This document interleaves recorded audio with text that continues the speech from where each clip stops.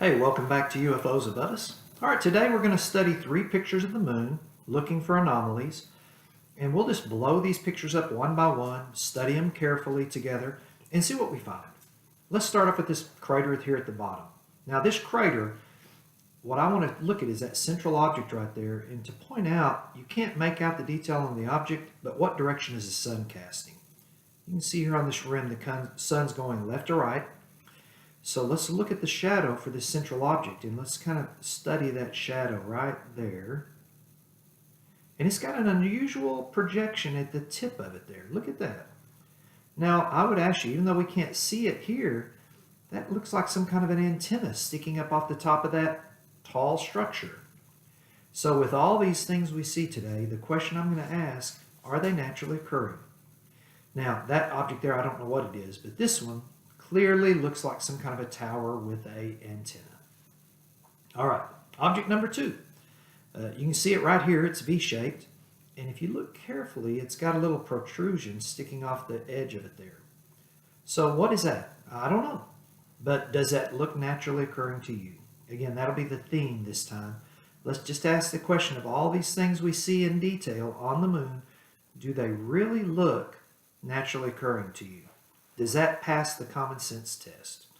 So again, to do this, you have to have an open mind, and nothing proves it better than this right here. I look at these open-minded. When I see that big object right there, the first thing I thought of, those look like antennas and a giant head, like maybe a cricket head or something. Now, obviously, I don't think there's a miles-long cricket head on the moon, but that certainly gave the impression to me of an eye, and then the overall shape of this could be a silhouette of a giant head carved into the moon. Now, obviously, I'll leave that up to you, what you want to draw the conclusions of that. Is it a UFO or a cricket head or just a rock formation? But what is this? And that one object right there we're going to look at in the other pictures in detail. All right, moving on. Let's look at this next crater. I'll be honest, there's nothing in that crater that jumped out at me as being definitively intelligent design. They're interesting structures to be in the bottom of a meteorite strike crater, but could it be naturally occurring? And I think the answer that we'd all say is yes, it could be. So I'm not going to spend a lot of time on that one. Other than to just say that there are some interesting objects there that would be difficult to explain with shadows that are cast, and a couple of them even have the antenna shape at the tip. So I don't know what they are. I'll leave that up to y'all, but just remember, as you study pictures of mine or anyone else's at the moon, look at the shadows. All right, now this is interesting because it kind of reminds me of the number 5. It has one corner down here that's kind of obscured, but other than that, it would be a dead ringer for a number 5. So what is that? And then look at that weird shadow. So whatever that object is, it's huge, and I can't explain it. Now this one's interesting because it kind of reminds me, have you ever seen a x-ray of somebody's back?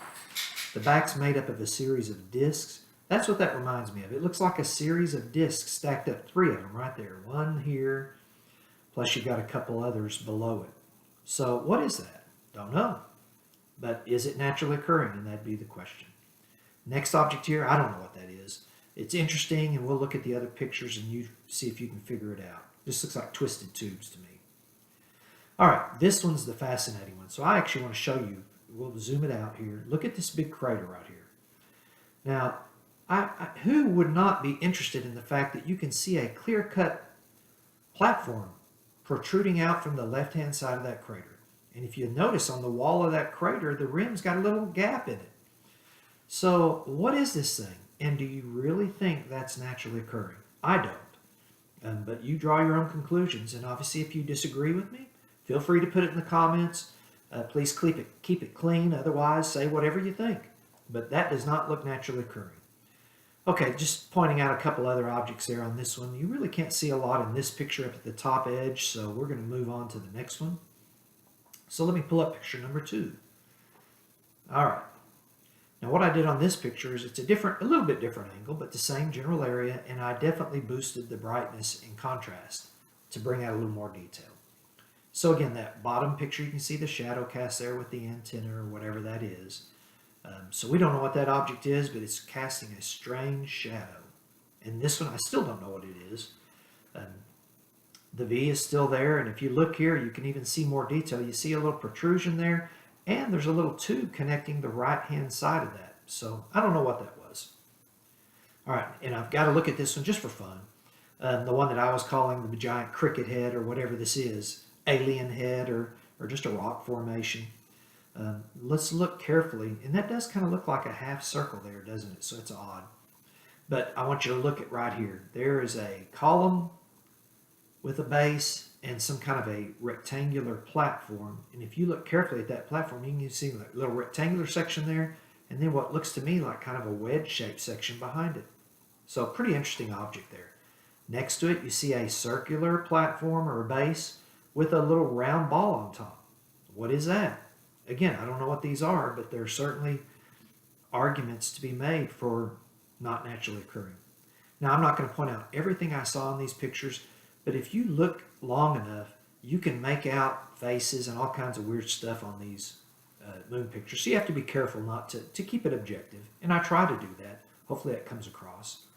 All right, so we're on this next crater, and there's the thing that I called the number 5. You see a little more detail on there, but again, we can't make it out other than to notice, look at that giant tube sticking up to the base of it. So that's pretty interesting. All right, here's the what I was calling the discs there, 3 of them stacked on top of each other. See a little more detail on those as well. And you can see a little more detail on the twisted tubes I was calling there in the corner. Still don't know what it is. All right, this one's fun. So look at the platform protruding out from the left side of this crater floor. Look at that right there. Does that not look like 1, 2, 3, 4, 5, 6 columns, circular columns, sticking up in a round pattern? Think about Stonehenge. Does that not remind you of what you'd see in Stonehenge? And my question is, how could that be in the base of a crater? I don't think it could. I think someone put it there. All right, look at this right here. Now, what I'm outlining here, I believe is a delta-winged craft. And you can't see it all because you've got a black roof over half of it. So that'd be the central fuselage. And you've got a V-shaped wing here. You can't see the right side of it. The next picture, I'll show you that even more clearly, and you'll be able to take a look at that. So let's move on to picture 3. All right, I'm going to do this one landscape because it'll let us look at that V-winged, delta-winged craft better. Okay, there's what I was calling the cricket head. And I'm just pointing this out to get you a little better look at that platform, elevated platform right there. There's the rectangular section and the V, kind of the V section. There's the little circular thing with the ball on top.